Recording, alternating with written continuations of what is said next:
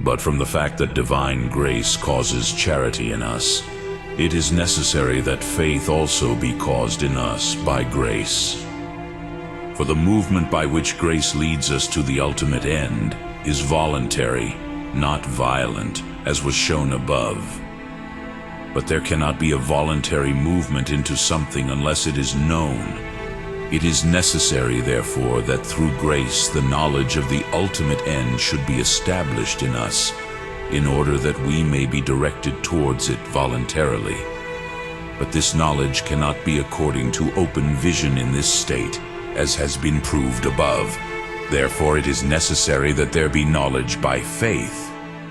Further, in every knower, the mode of knowledge follows the mode of his own nature, whence there is a different mode of knowledge of angels, of man, and of brute animals, according as their natures are different, as is clear from the foregoing. But to man, in order to attain the ultimate end, a certain perfection is added to his own nature, namely, grace, as has been shown.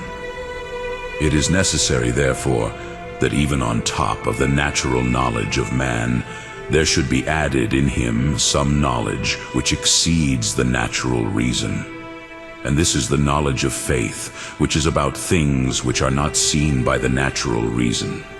Again, whenever something is moved by an agent to that which is proper to that agent, it is necessary that from the beginning the movable itself is imperfectly subjected to the impressions of the agent, as if foreign and not proper to itself, until the motions become proper to it in the limit, just as wood is first heated by fire, and that heat it is not proper to wood, but apart from its nature. And at the end, when the wood is already kindled, it becomes its own and connatural heat. And in the same way, when someone is taught by a teacher, it is necessary that he receives the teacher's conceptions from the beginning, not as if he understands them by himself, but by way of credulity, as if they were beyond his capacity. Now, as is clear from what has been said, we are directed to the ultimate end with the help of divine grace. But the last end is the clear vision of the first truth in itself, as was shown above. It is therefore necessary that, before this end is reached, man's intellect should be submitted to God by way of credulity, divine grace doing this. In addition, at the beginning of this work are placed the interests for which it was necessary to present the divine truth to men by means of credulity, from which it can also be concluded that faith was necessary for the effect of divine grace in us.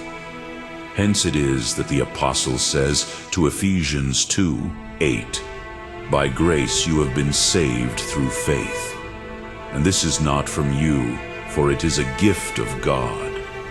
By this the error of the Pelagians is excluded, who said that the beginning of faith in us was not from God, but from us."